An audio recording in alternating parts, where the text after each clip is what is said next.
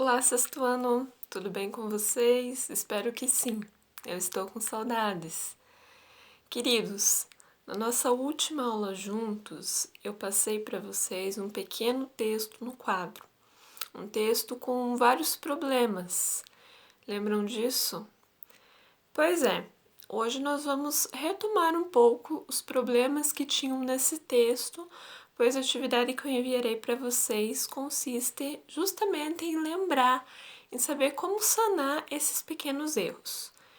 Vocês vão dizer, mas teacher, prof, não é muito mais fácil nós organizarmos no nosso próprio texto? Infelizmente, é muito mais fácil perceber o erro no texto do outro.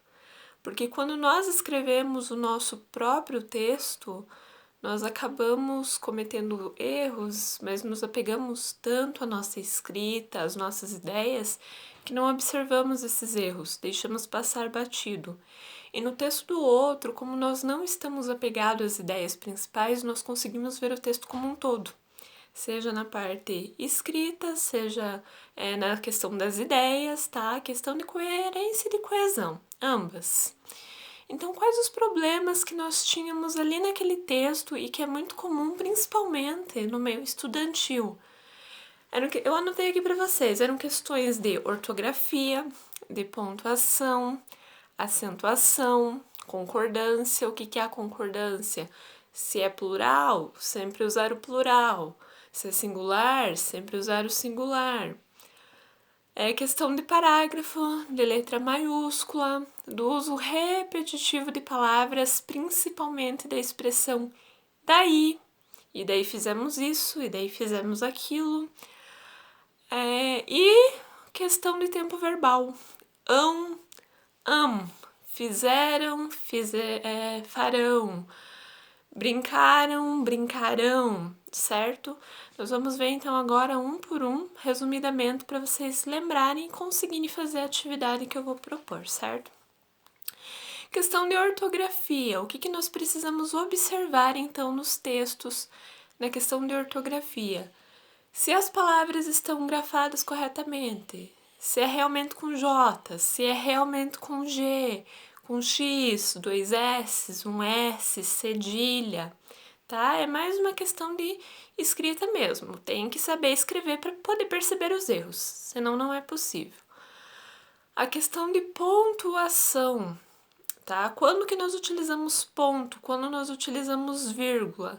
E no texto que eu vou enviar para vocês, propositalmente, terá muita falta de vírgula ou vírgulas erradas.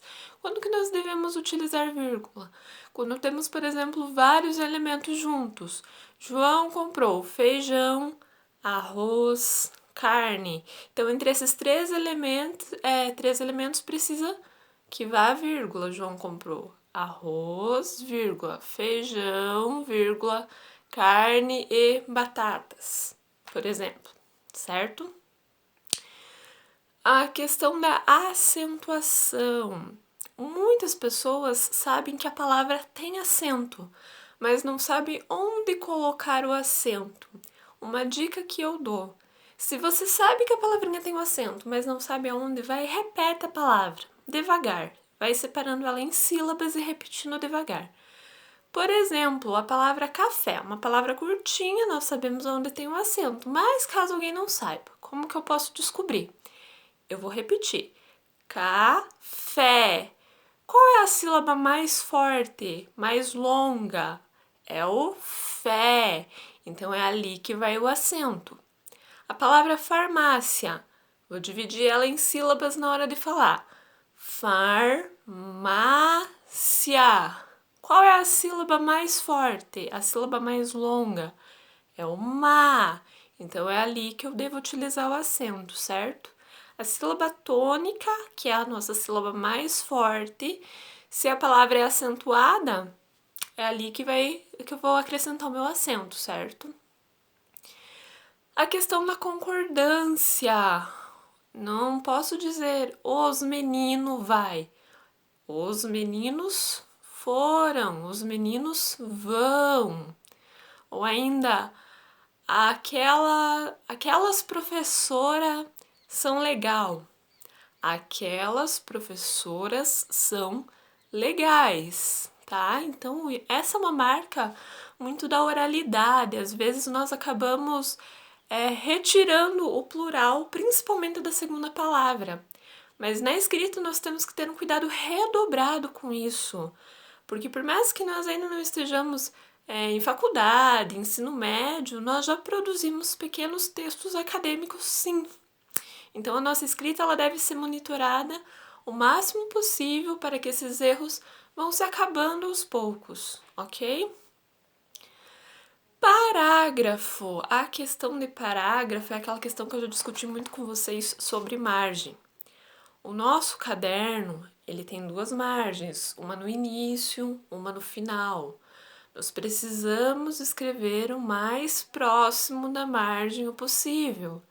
Se eu não consigo terminar a palavra porque eu cheguei na margem, separação de sílaba, eu não preciso deixar um espação e escrever a palavra embaixo.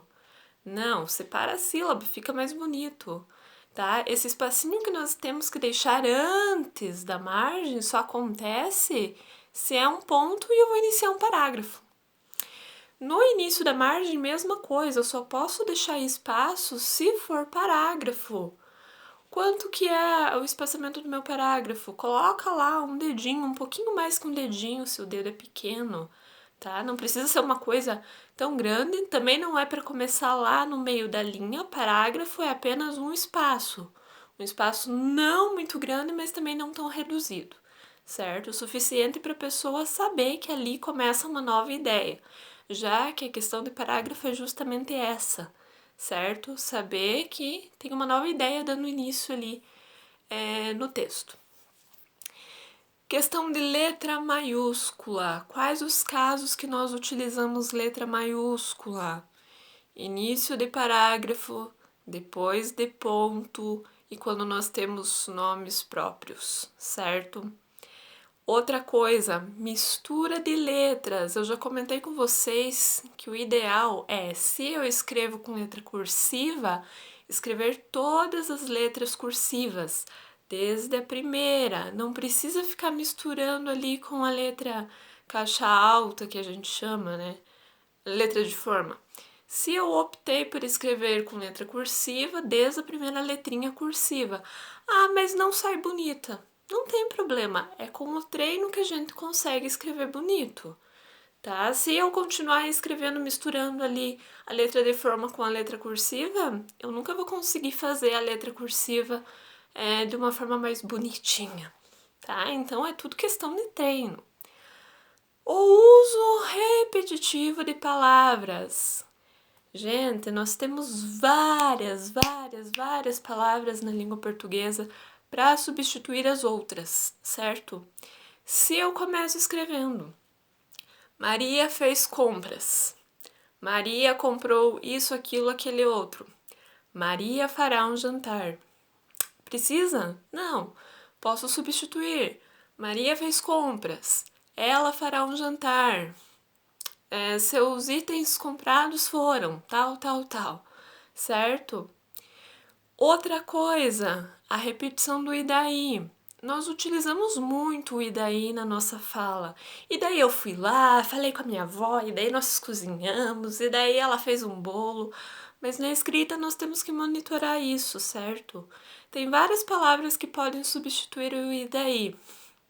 Então, portanto, desse modo, assim, certo? Tudo é questão de como vai encaixar no texto. Mas o e daí corta, esquece, não escreve isso, certo? Outra palavrinha é o pra. Vocês perceberam também durante o meu vídeo que muitas vezes eu falei pra vocês, pra fazer. É muito comum na nossa fala pra, pro, mas eu já disse pra vocês, ó, pra vocês. Na escrita, escreve para a, para o. É errado? Não, mas é inadequado.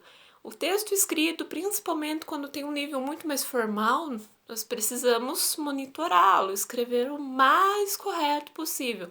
Então, o ideal é escrever para a, para o, e não pra, pro, ok? e que é a questão de futuro. Quando nós queremos conjugar uma palavra no futuro, a o tio. No passado, a m, certo? Então, cuidem isso. Outra dica: quanto melhor o nível de leitura, melhor vai ser o teu nível de escrita. Então, leiam sempre, leiam bastante. Agora que nós estamos nesse período de quarentena, sobra tempo para leitura. Tem muitos livros legais por aí, certo? É só procurar na internet, tem um monte em PDF super legal também, tá bom? E além disso, praticar a escrita. Se nós ficamos escrevendo, se nós não escrevemos, ficamos ali só parado, nós nunca vamos conseguir desenvolver um texto cada vez melhor. A escrita é como andar de bicicleta, é como dirigir, é uma coisa que se aprende, mas que é necessário praticar para continuar fazendo bem. Se você consegue fazer várias piruetas, várias coisas legais com a bicicleta, é porque você treinou. Na escrita é a mesma coisa. Ah, prof, eu não sei escrever bem, mas você escreve? Você treina a tua escrita? Se você não treinar, você não vai conseguir mesmo, certo? Então, a atividade que eu vou enviar para vocês é um texto com vários problemas fáceis de identificar. Eu quero que vocês reescrevam esse texto, corrigindo tudo aquilo que estiver errado, certo? Tudo aquilo que vocês encontrarem de problemas, de incoerência. Eu quero esse texto escrito a lápis, a caneta, à mão, tá? Por quê? Porque ajuda a praticar a letra, ajuda a melhorar na letra. Se você digita o texto, vai ficar ótimo, é rápido para escrever, mas não vai praticar a tua letra, e não é esse o nosso objetivo. Além de saber escrever bem, nós precisamos escrever à mão. Não é sempre que nós vamos ter ali um notebook, um computador de mesa, um celular para ajudar a gente, certo? Então, daqui a pouquinho eu mando para vocês qual é o texto e vocês identificam, reescrevem, mandam fotos e guardam esse texto para assim que a gente retornar, poder corrigir em sala e discutir o que foi que vocês encontraram ou o que vocês não encontraram também, tá bom? Um beijão, boa atividade, até a próxima!